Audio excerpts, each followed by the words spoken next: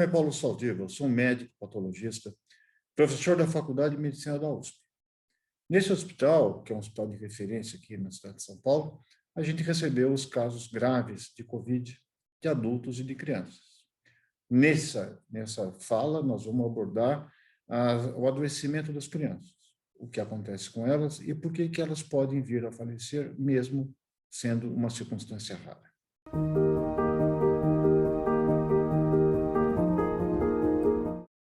Primeiro, eu acho que existe digamos, condições sociais e de proximidade muito grandes.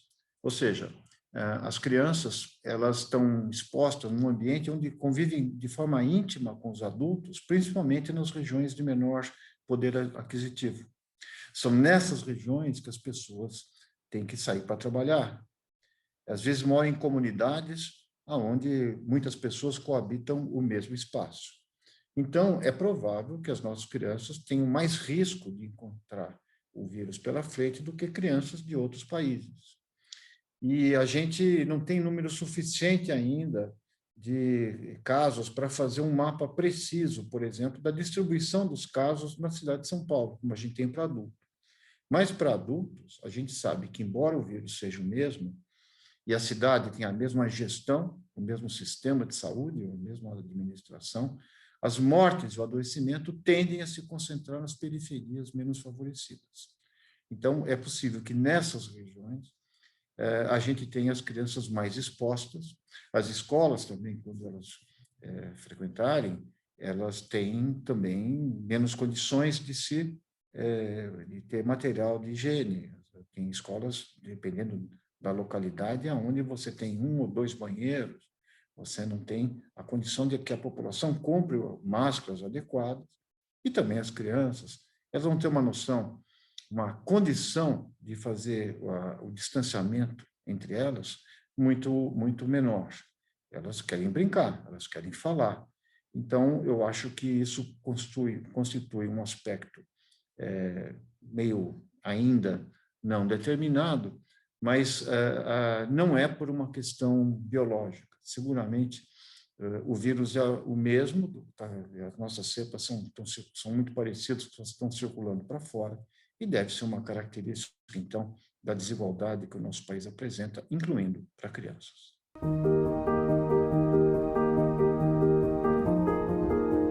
Só para explicar antes, a gente, como disse, o nosso hospital ele chegou a ter 900 pacientes internados com Covid. E era nessa circunstância, logo no começo, que era esperado que morressem algumas pessoas, infelizmente.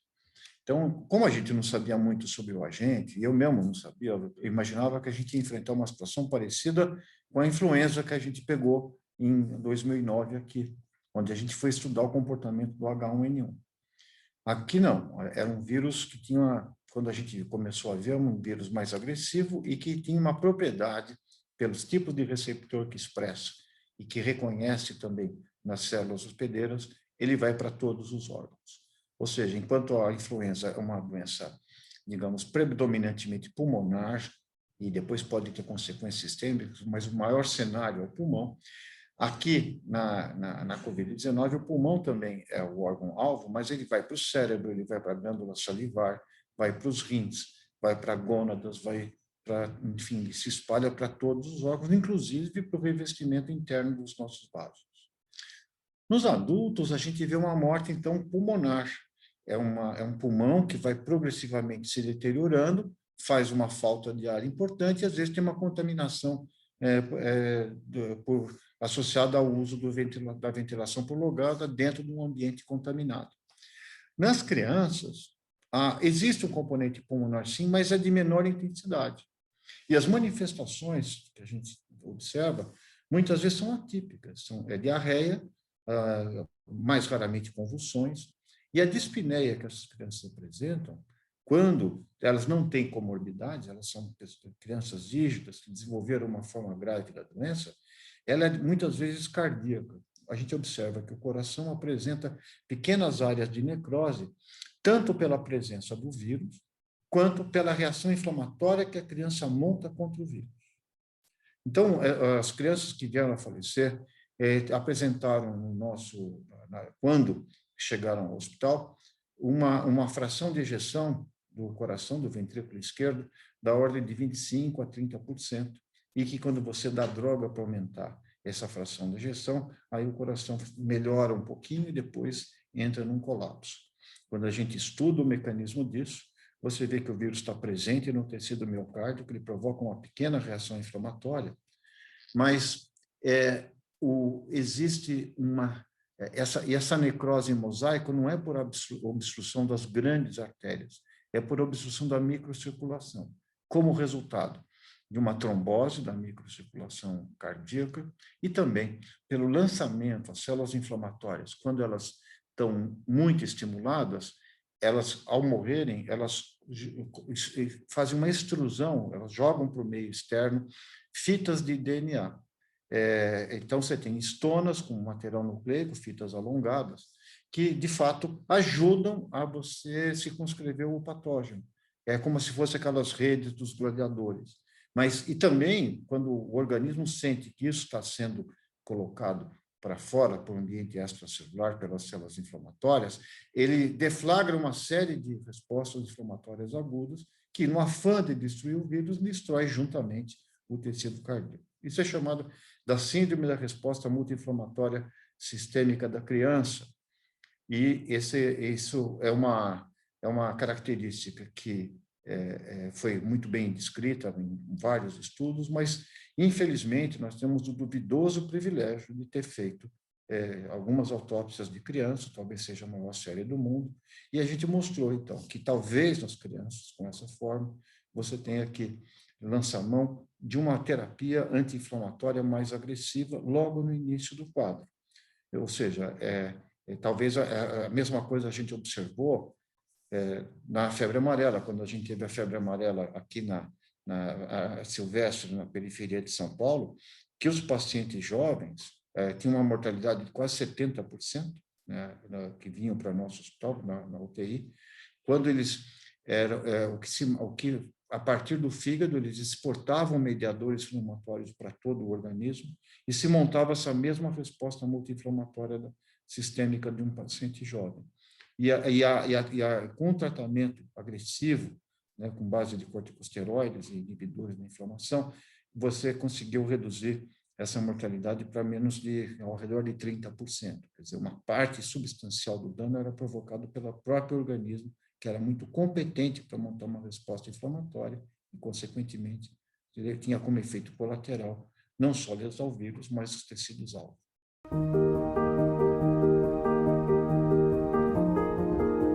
O que os nossos dados me demonstram, primeiro, o vírus está presente no coração. O coração ele está numa situação até pior do que o pulmão, nos casos que a gente fez, né?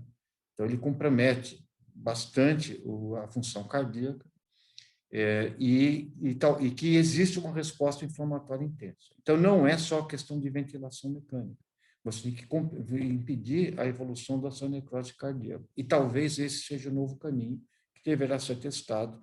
Eu espero que a gente consiga, sinceramente, que a gente nem teste, que a gente tenha vacinação suficiente para impedir a circulação do vírus, porque a morte de uma criança por Covid é trágica para a família e é trágica para a equipe.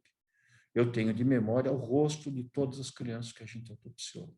Então, é uma situação absolutamente imprevista. No início da pandemia, nós tivemos crianças que foram cuidar de familiares em comunidades carentes, que elas foram cuidar de parentes que estavam com Covid, e as famílias imaginavam que elas estavam protegidas pela idade. Então, são dramas que você depois vai ter que mostrar e acontecer e explicar para um pai, para uma mãe, uma família, que aquela criança, supostamente, né, dita que o Covid era uma doença de idosos ou de pessoas com comorbidades, não estava isenta de ter uma doença grave e, infelizmente, morrer. Ainda bem que é uma pequena fração dos casos, mas são suficientemente trágicos para que a gente não queira repeti-los.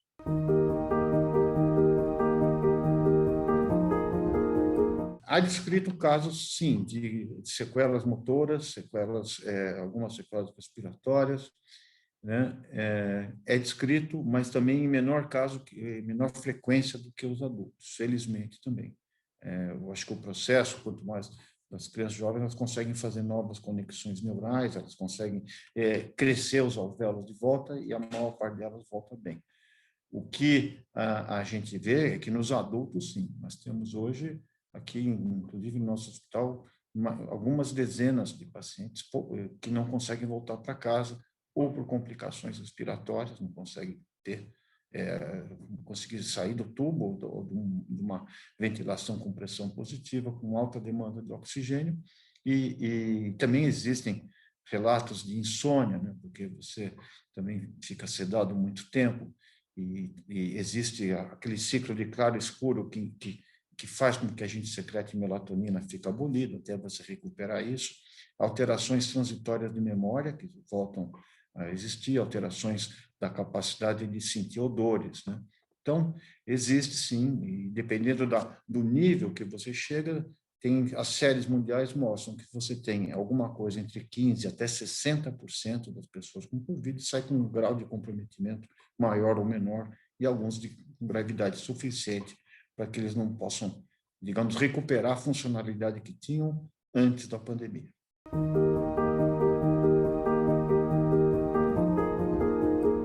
Eu acho que deveria vacinar, sim, toda a equipe da escola, para que a criança não entre em contato com adultos que tiveram que vir de ônibus, são pessoas que tem toda uma hierarquia na escola, todo um grupo de pessoas que estão envolvidas direta ou indiretamente no processo de ensino-aprendizado.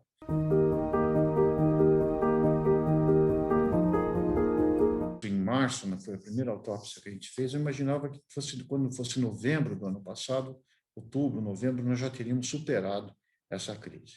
E agora, 2021, ele continua como sendo um replay de 2020, né? Ele praticamente é um ano que a gente teve uma grande frustração com a manutenção da pandemia em nosso meio.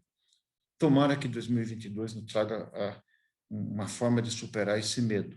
O medo que nós temos, né, tanto de nos contaminarmos na atividade clínica, quanto de ver os nossos parentes, as nossas crianças, os nossos idosos contaminados, ele não é combatido, esse medo, com coragem, ele é combatido com esperança.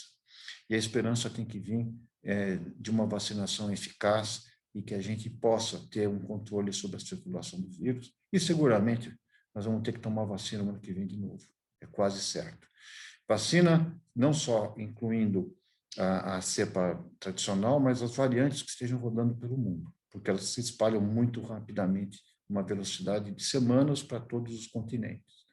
Então, se a gente hoje está com dificuldade de vacinar com uma variante só, se imagina o ano que vem. Então, isso envolve capacitação local de produção de vacinas, que a gente tenha um investimento em tecnologia de produção disso e tenhamos autonomia, para que dentro das nossas fronteiras possamos produzir os insumos necessários para fazer com que o Brasil saia dessa noite que parece que não amanhece nunca.